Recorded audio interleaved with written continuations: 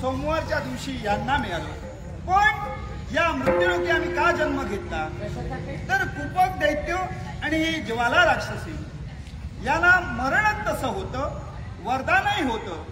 या ज्वालेचं मरण असं होतं ज्यावेळी आदिमाया पार्वती माता हिचं शिरकमल धडा वेगळं होईल त्याच वेळी शिव शंकरा करवी तुला मृत्यू आणि त्याप्रमाणे तिचा शेवट मी केला.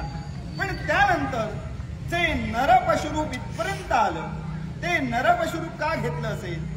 जो कुपक दैत्य ज्यावेळी विश्वाला त्रास दिला त्याचा शेवट करण्यासाठी ते रूप सुद्धा मीच घेतलं.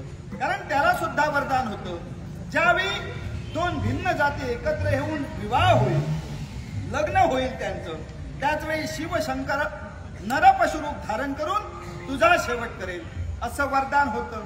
म्हणजे यांचा जो विवाह झाला तो विश्वावरचं संकट दूर करण्यासाठी. होय.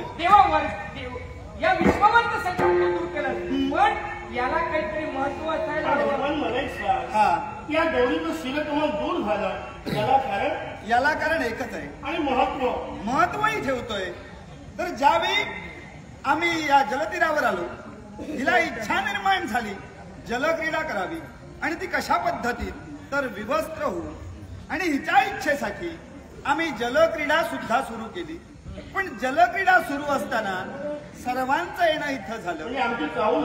चाहूल लागल्यानंतर आपल्या माणसांसमोर ते मुखकमल घेऊन कसं यायचं या लाजेस्तव तिनं आपलं शिरकमल धडा वेगळं केलं आणि त्या शिरालाही मी महत्व ठेवतोय.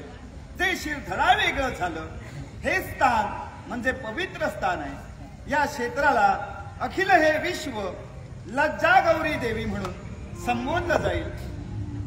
एवढंच नाही तर या ठिकाणी जे काशिनी वाराणसी हे क्षेत्र आहे हे पवित्र क्षेत्र, या क्षेत्री माझे भाविक भक्तजन मंदिर उभारतील, या गौरी देवीची प्रतिष्ठापना करतील, पूजा अर्चा करतील, 9 दिवस सुख सोहळे पार पाडतील. एवढंच नाही ज्या भक्तीने आहे त्या भक्तीने आपल्या इच्छेची परिपूर्तता करण्यासाठी हिच्या चरणी नतमस्तक होतील, त्यांच्या मनातील सद्भावना परिपूर्ण होतील असाही माझा त्या माझ्या नरपशुरूपाला हे संपूर्ण विश्व व्याघ्राय स्वरूप म्हणून ओळखेल. आणि यांचा काय संबंध? यांना सुद्धा मी तसंच महत्व ठेवतोय.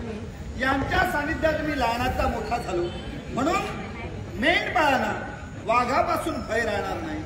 एवढंच नाही जे मंदिर उभारलं जाईल त्या मंदिराचे अष्टाधिकार यांच्याजवळ असतील आणि जो अग्रपूजेचा मान असेल तो या तेली समाजाला मी देतो आहे. आणि असं महत्व या लज्जा गौरी देवीचं आहे. म्हणजे भगवान काळाकडून या जागेवर भव्य दिव्य मंदिर उभारले आणि देवीची प्रतिष्ठापना केल्यानंतर अखिल विश्व लज्जा गौरी